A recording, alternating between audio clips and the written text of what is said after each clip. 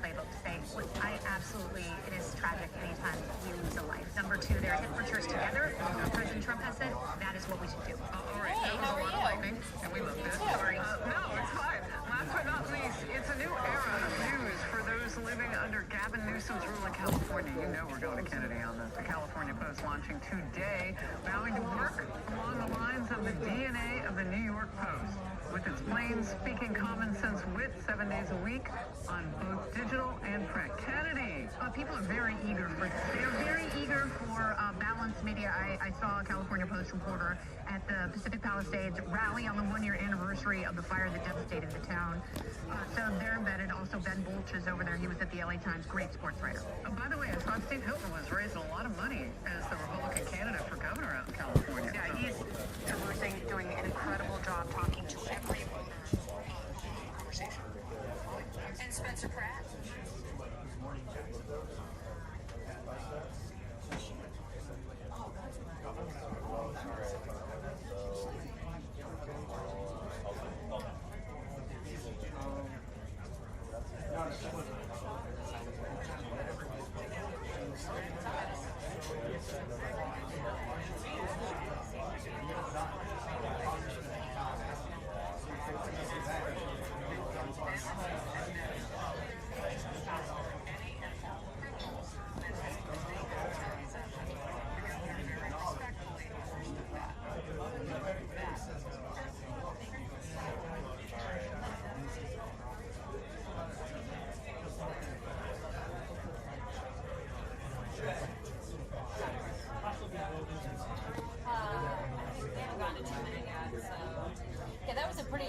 Stunning announcement, and it sounded like the two are at least reaching some sort of agreement on working together for what happens next, restoring law and order. The president re-upped his request that Minnesota turn over the criminal aliens that he's been seeking and pursuing.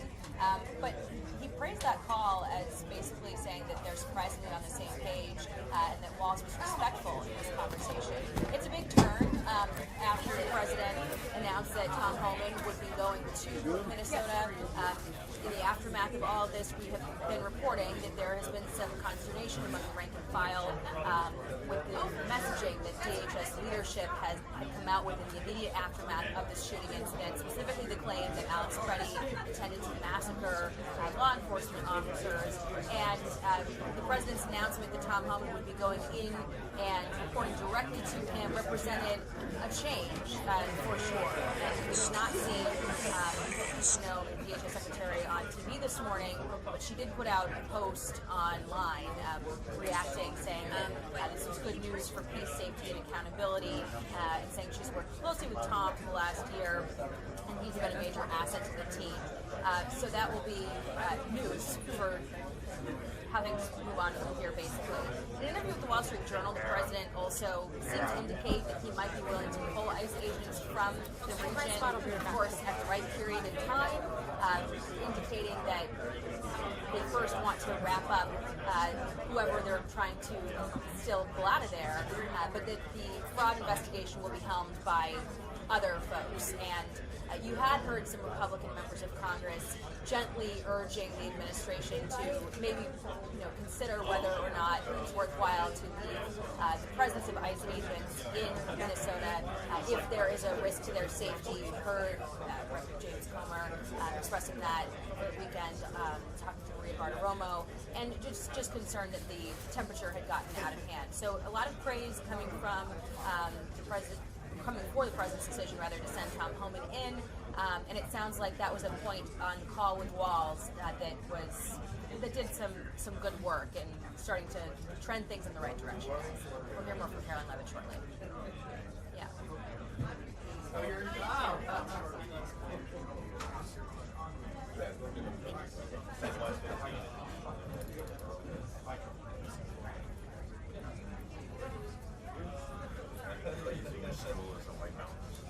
Oh. They changed that plan. They were supposed to do that whole thing on the Truth post, and then they left that to me.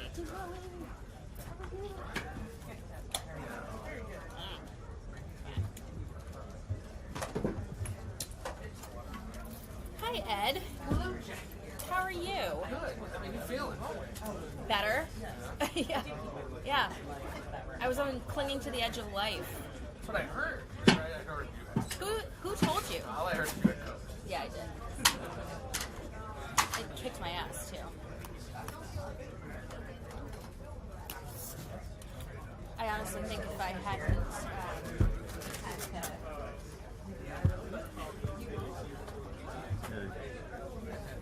if I hadn't had a 6-hour train ride the day that I started feeling not very good, I might have been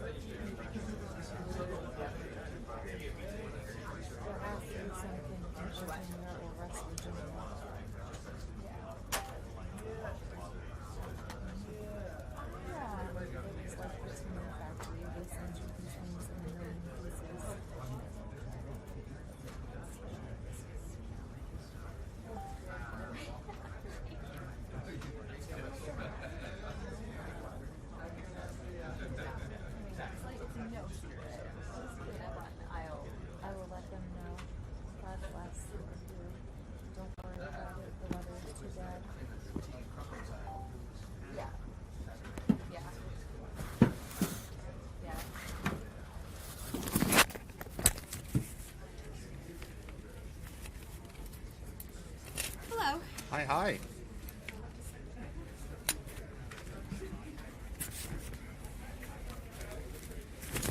How goes it?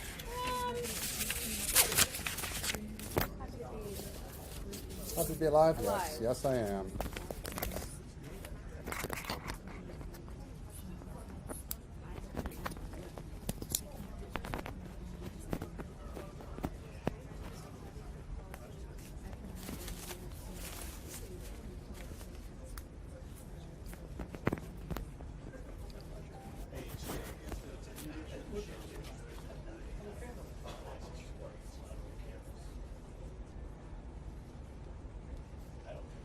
I don't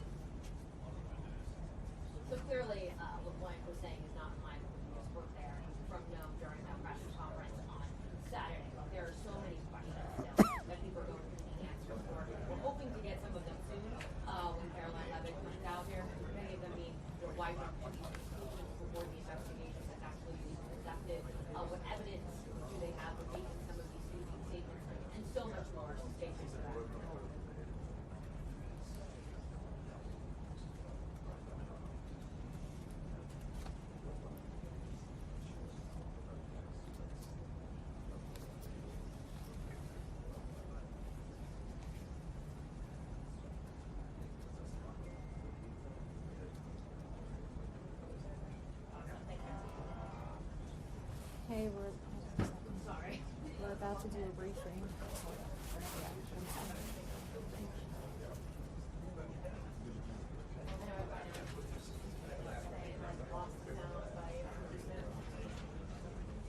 About what? So I can wrap my... No, it's not yet. Okay.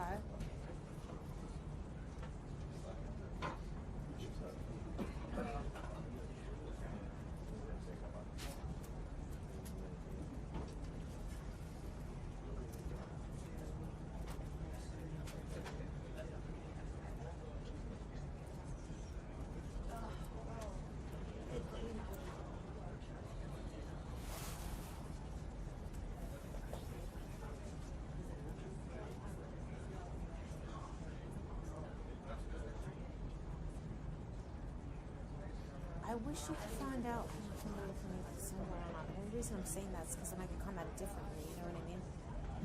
Like, I don't feel comfortable, like, I could be like, do you want to meet up for dinner, or we could have a talk, like, but I don't want to, like,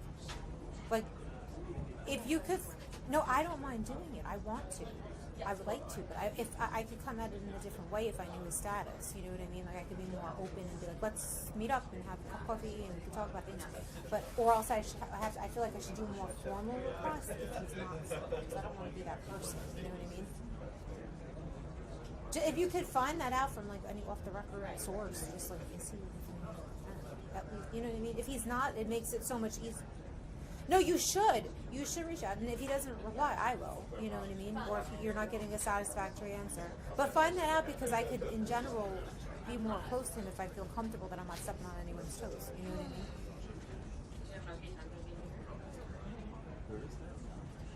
Thank you. Bye-bye.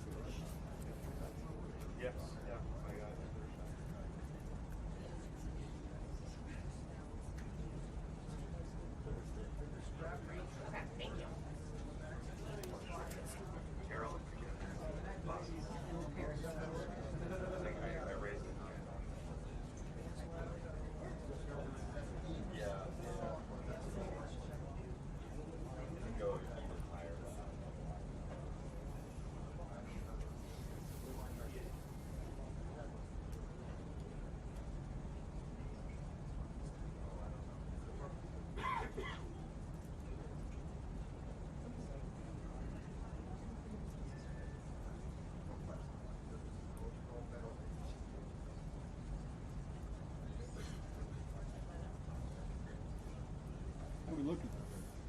Say again? How are we looking? Are we close? Yeah, we're pretty close here. Let me sit right here. Sorry. Just stand on until we get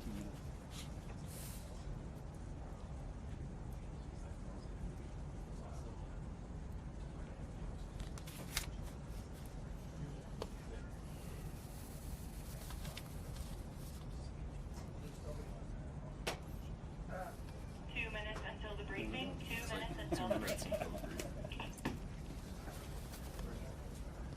I'm ready, Kurt.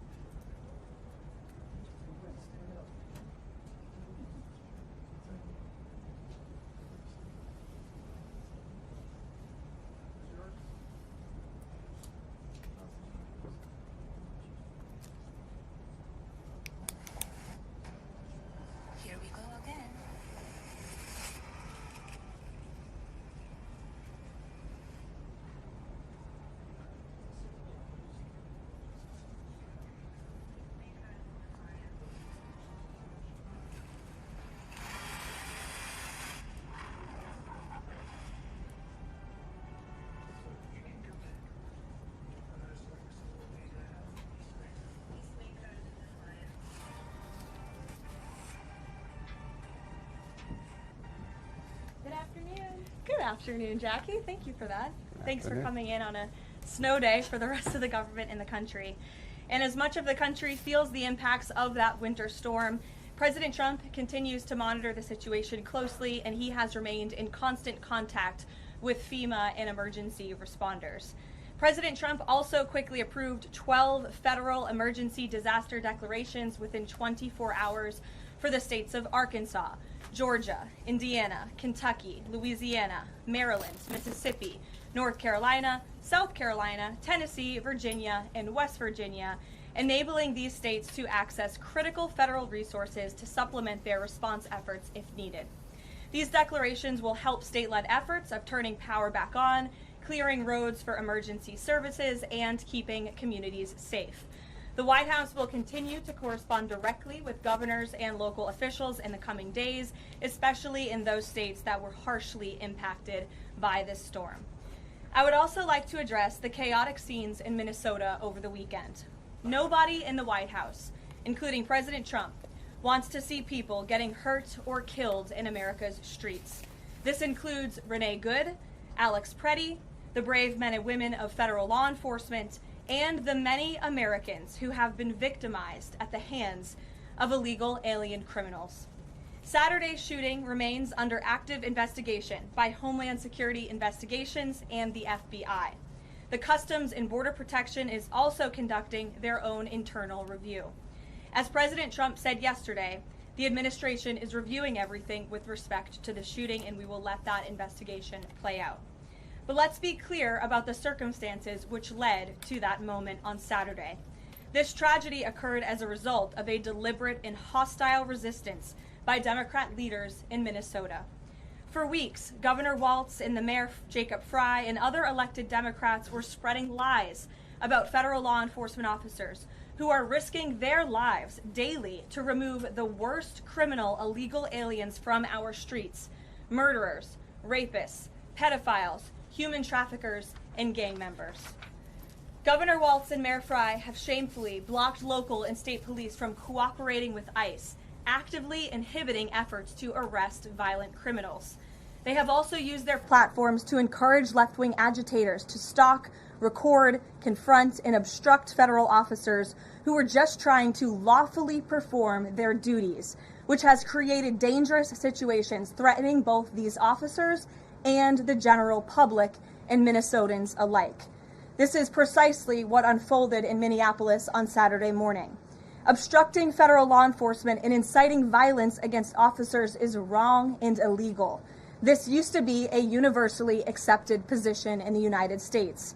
Amid the hysteria, we must remember how we got here to this moment today and what this Democrat opposition is about. Former President Joe Biden and the Democrats opened America's borders for 4 years, inviting tens of millions of illegal aliens from all over the world to flood into our country. Among them, violent criminals who terrorized American communities and have inflicted devastating, permanent pain and harm on law-abiding Americans and their families. Yet we never saw outrage from Democrats or their allies in the liberal media over these horrifying crimes against U.S. citizens. The pain of American angel families was ignored and dismissed because it undermined the Democrat narrative. Innocent Americans like Jocelyn Nungray, Laken Riley, and Rachel Morin are just a few of the many victims savagely murdered by illegal alien criminals.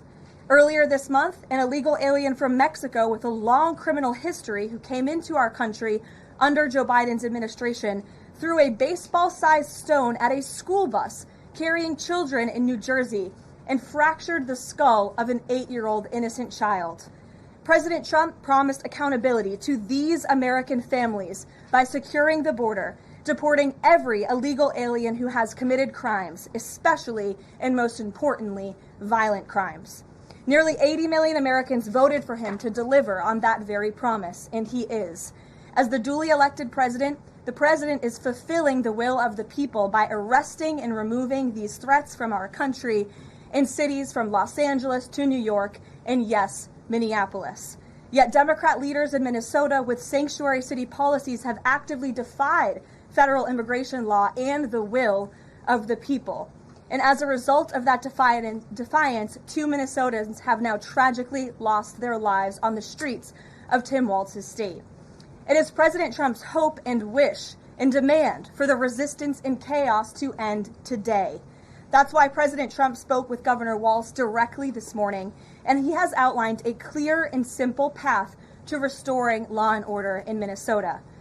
Number 1, Governor Walz, Mayor Frey, and all Democrat leaders should turn over all criminal illegal aliens currently incarcerated in their prisons and jails to federal authorities, along with any illegal aliens with active warrants or known criminal histories for immediate deportation.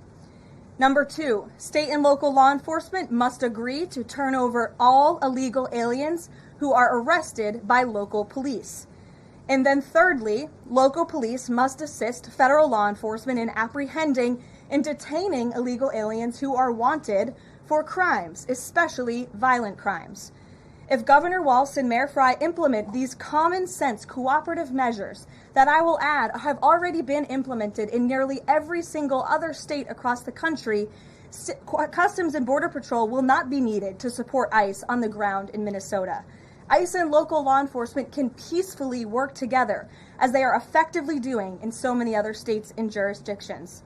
Additionally, President Trump is calling on the United States Congress to immediately pass legislation ending sanctuary cities once and for all. American cities should be safe sanctuaries for law-abiding citizens only, not for dangerous illegal alien criminals who broke our nation's laws and do not belong here.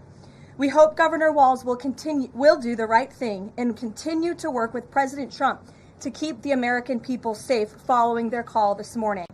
Americans overwhelmingly want exactly what President Trump is delivering: strong borders and strict immigration enforcement against the worst illegal aliens, of which there are still hundreds of thousands to deport from the interior of our country.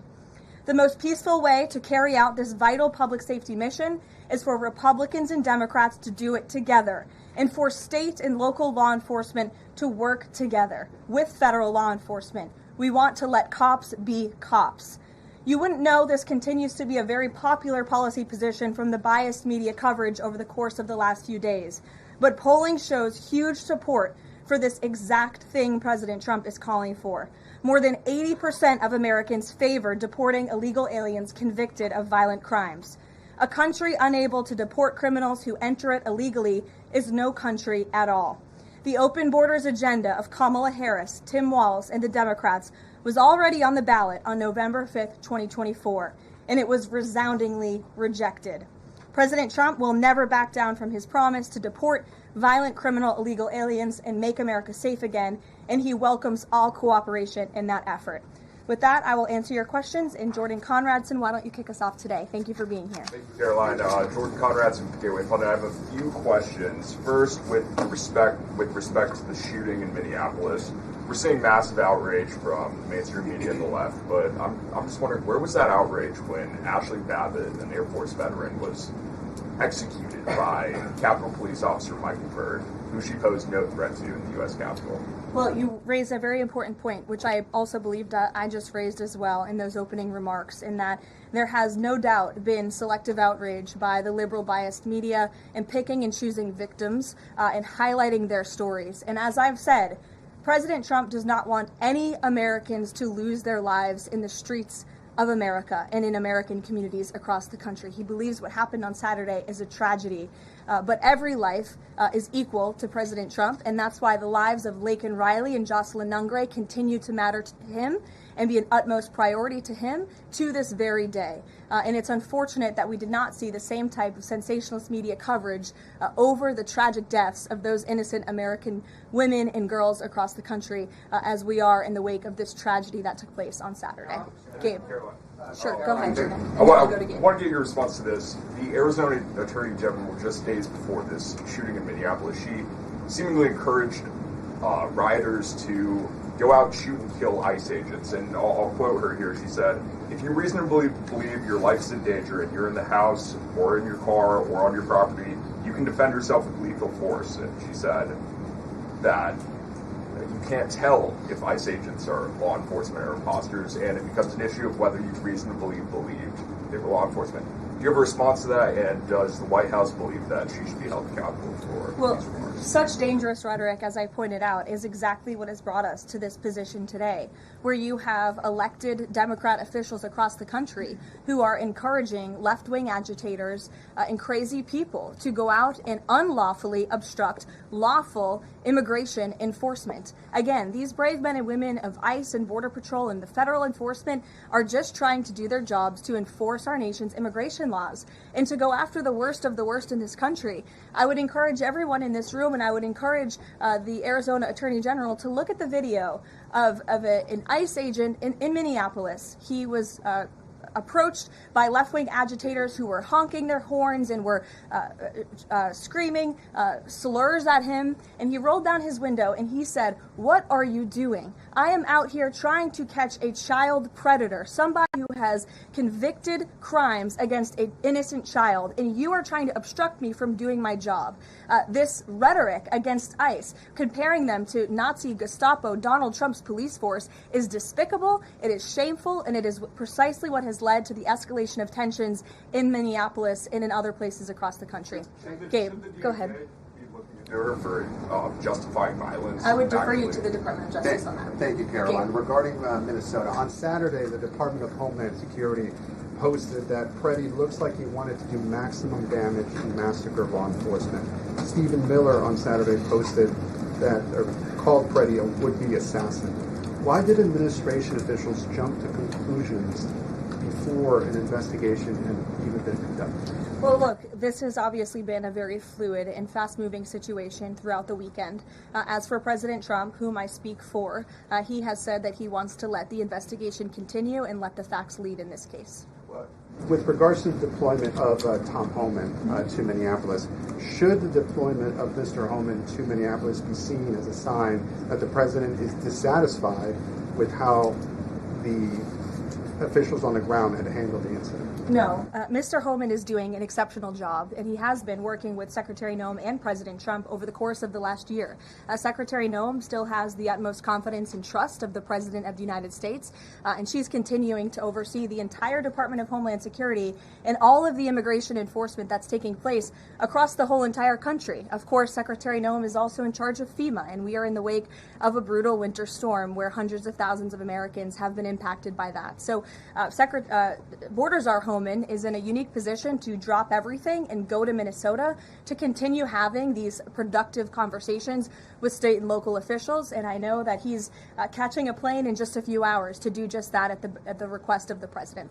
Jennifer. On Saturday's shooting, has the president been briefed, and have you been briefed on specific details of the shooting? How many shots were fired? How many guns discharged? And I mean, did the protesters' gun go off, or only the officers' guns? Do you have any of those details?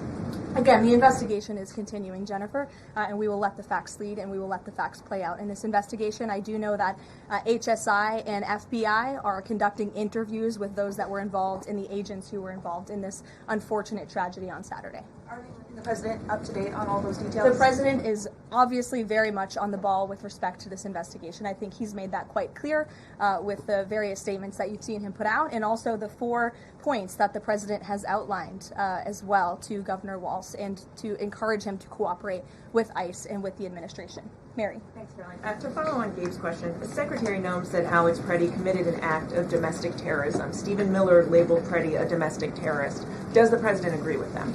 Look, as I've said, I have not heard the president characterize Mr. Preddy in that way. However, I have heard the president say he wants to let the facts in the investigation lead itself. Was he alarmed to hear his top officials referring to him in that way, rushing to that judgment? Danny, go ahead. Thanks, Caroline. On Stephen Miller's comments, will Stephen Miller be apologising to the family of Alex Preddy for calling him, quotes, an assassin who tried to murder federal agents, despite the fact that, as you say, this is still under investigation? Look, again, this incident remains under investigation, and nobody here at the White House, including the President of the United States, wants to see Americans hurt or killed and losing their lives in American streets. And we mourn for the parents. As a mother myself, of course, I cannot imagine the loss of life, especially losing one's child. And that same empathy from the president goes for the parents of angel families and parents of victims of illegal alien crime across our country as well. And that's exactly why the president continues to be wholeheartedly committed to deporting the worst of the worst criminals from our country. Why don't we go to the back? Kelly. Does the president believe that the killing, though, was a mistake? Has he expressed that at all? Again, the president has said, we have to review it, and this investigation needs to continue, and he's letting the facts on the investigation lead itself. Does he want body camera footage to be released to the public? Now, that's not something I've heard the president commit to, so I won't do that from the podium. Sure. Caroline, how serious is the administration taking allegations that local and state officials in Minnesota are actively coordinating with demonstrators through encrypted or non-encrypted communications, as well as providing government resources to impede immigration enforcement operations? I'm sorry, Carrie, could you repeat your question? How serious is the administration taking allegations that local and state Minnesota officials are communicating with demonstrators to basically impede immigration officials? Well, we've definitely seen active organization amongst these left-wing groups, Carrie, and it is something that I know the FBI and the Department of Justice are looking into. Again, it is illegal to unlawfully obstruct lawful immigration enforcement in this country, and these agitators are making it nearly impossible for ICE to do their jobs and for federal law enforcement to carry out the will of the American people to deport the worst of the worst. I would just encourage everyone to please imagine in this room, all of you come to the White House every day to report on the President of the United States and the administration. You come into this briefing room, you walk through the gates of the White House. Just imagine if there were left-wing agitators or agitators of any kind who were in your face, who were doxing you, who were harassing you, who were physically threatening you, who were biting off your fingers in the case of two Border Patrol agents we saw this past weekend in Minneapolis. That would make it very difficult for you to show up and do your job here at the White House every single day. That's what these officers in Minneapolis are facing. That's why the president is calling on Governor Walz Mayor Frey for these three very simple and common sense points of cooperation so that ICE and local law enforcement can work together. Again, we are just asking for police to be police. And if you ask any law enforcement agent or official, they want to be able to work with their federal counterparts at the state and local level and vice versa. Caroline. Thanks a lot, Caroline. Two questions. One is looking forward. The role of Mr. Homan. Is he being sent by the president to diffuse the situation that exists right now on the ground? Is he the point person essentially for the White House in terms of trying to tamp down the tensions that exist right now in Minnesota? Well, Mr. Homan is the point person for cooperating with state and local authorities and corresponding with them, again, to achieve this level of cooperation to subdue the chaos on the streets of Minneapolis. And I would just point out that Mr. Homan is someone who has been lauded for many, many decades for his experience working in law enforcement. In fact, this is a Washington Post headline from 9 years ago, 2016. Meet the man the White House has honored for deporting illegal immigrants. And I would remind everyone in this room that it was former President Barack Hussein Obama who awarded a medal to Mr. Homan. So he's obviously very qualified. He has the full trust and faith of the president. He will continue to have these meetings in the hopes that ICE and local law enforcement can cooperate and work together to have successful immigration enforcement, as we've seen in almost every other state across the country. Secondly, Caroline, can you talk a little bit about tomorrow's trip by the president to Iowa, what the purpose of that trip is, and what the goals of that trip are? Sure, yes. Tomorrow, President Trump will be traveling to Des Moines, Iowa. He will be making a local visit at a local business, and then he will be giving a speech on affordability and on the economy. And I know he very much looks forward to being there, to meeting with the great people of Iowa, but also lawmakers as well. Jake. Caroline, a couple quick questions. First, does the president remain fully confident in Kristi Noem's ability to lead the DHS? Yes. And then just secondly, just on that Wall Street Journal reporting that we saw yesterday, the president said at some point that the immigration enforcement officers would leave Minneapolis. Did the Saturday killing of Alex Pretty expedite that withdrawal at all? To your first question, the answer is yes. He still has confidence and trust in Secretary Noem. To the second question, I would point you back to what I said earlier. If Governor Walz and Mayor Frey implement these common sense cooperative measures, CBP will no longer be needed to support ICE on the ground in Minnesota. ICE and local law enforcement will peacefully work together, as they are effectively doing in so many other states and jurisdictions, to remove violent criminals from American neighborhoods across the country. Walz ask the president to remove the immigration enforcement officers? He asked the president to scale down, and the president reiterated what the president put out in his statement yesterday and what I'm sharing with all of you as well. I would just add on this level of cooperation a few statistics that I think are very important. 7 of the top 10 safest cities in the United States cooperate with ICE. And we've seen historic turnaround in safety in cities that have chosen to cooperate with ICE, that are not just led by Republicans, but also look right here in Washington, D.C.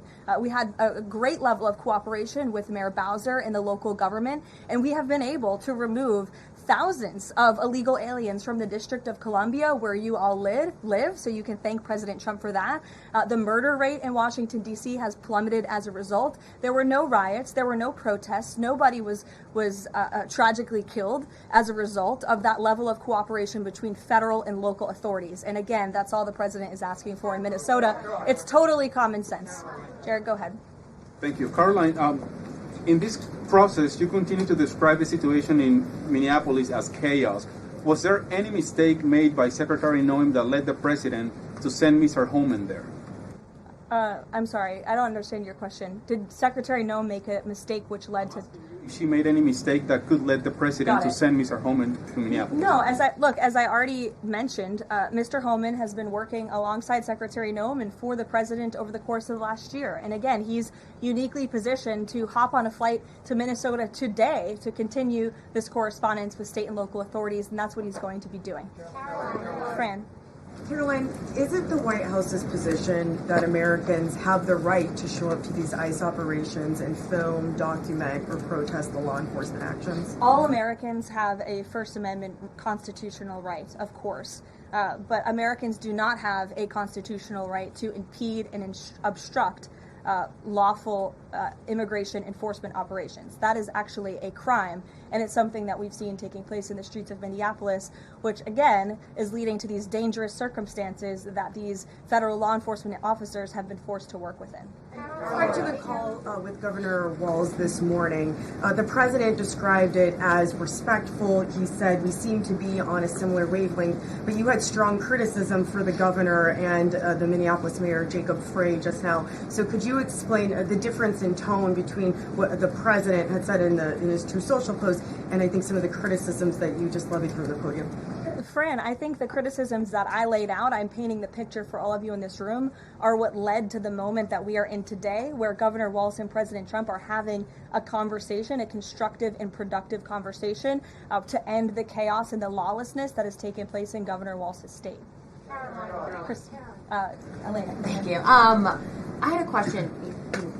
With Homan now going to Minnesota, is Gregory Bovino also going to remain in Minnesota overseeing these ICE operations? Mr. Bovino is a wonderful man, and he's a great professional.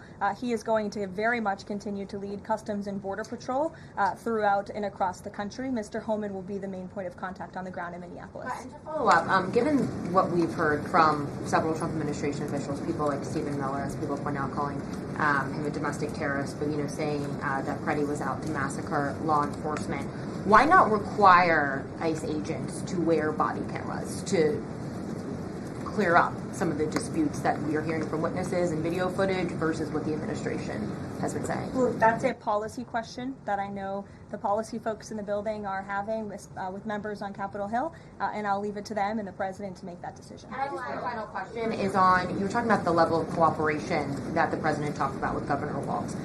Will the administration commit to cooperating with local officials on this investigation into Alex Preddy?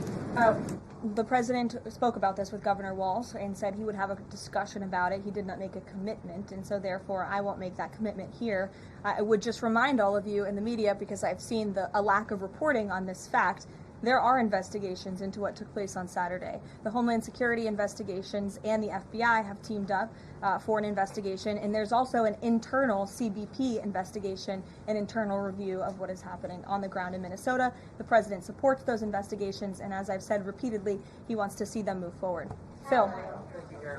FBI Director Kash Patel said in a Sunday interview, quote, "You cannot bring a firearm loaded with multiple magazines to any sort of protest." Does the president believe the Second Amendment rights remain in effect even when protesting? The president supports the Second Amendment rights of law-abiding American citizens. Absolutely. There has been no greater supporter or defender of the right to bear arms than President Donald J. Trump. So while Americans have a constitutional right to bear arms, Americans do not have a constitutional right to impede lawful immigration enforcement operations. And any gun owner knows that when you are carrying a weapon, when you are bearing arms, and you are confronted by law enforcement, you are raising the assumption of risk and the risk of force being used against you. And again, that's unfortunately what took place on Saturday.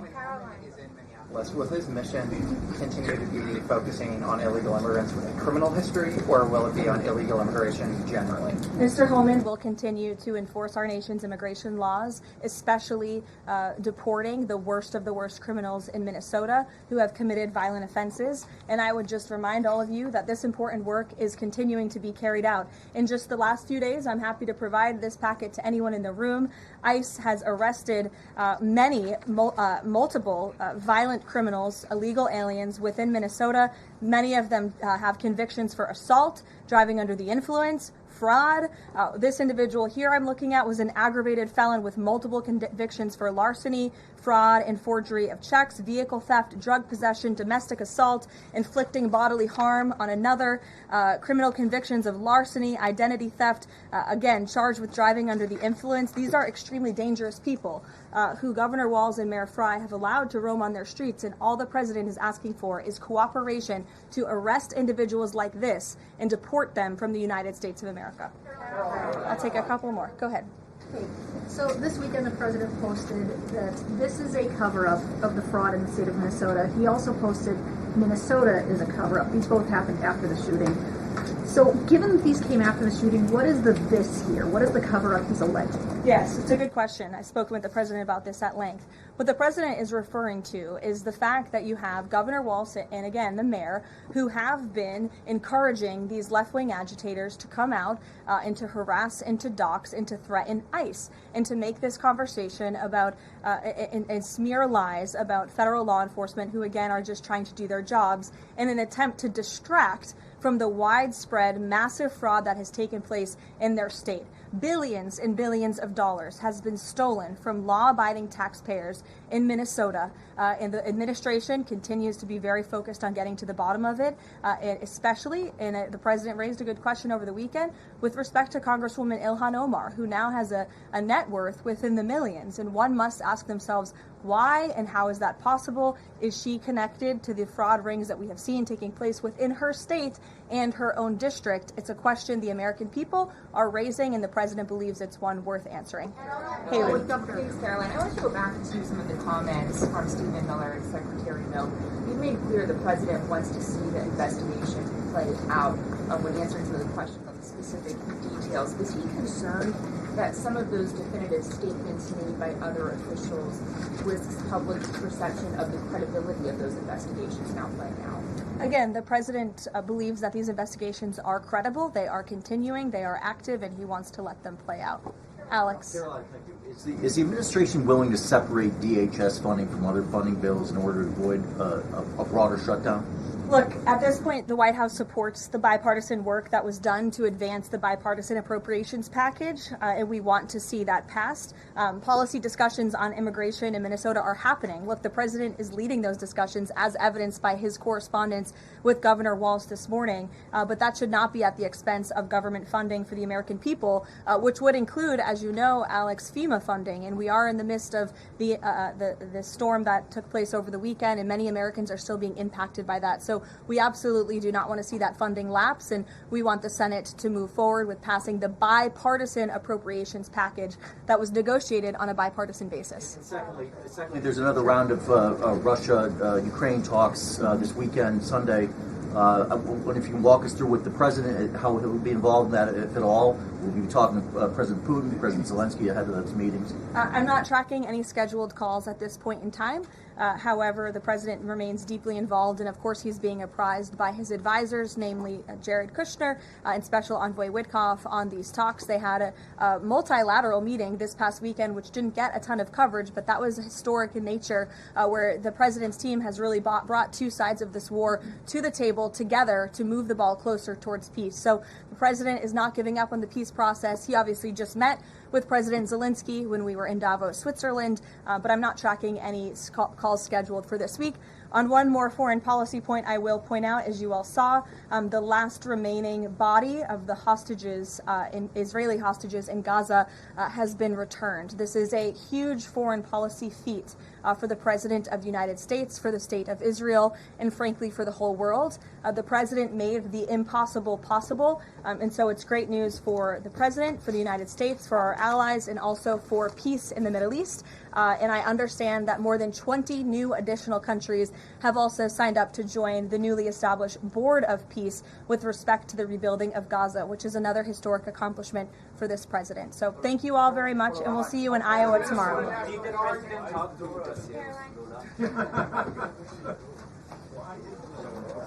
Yeah, but I want to.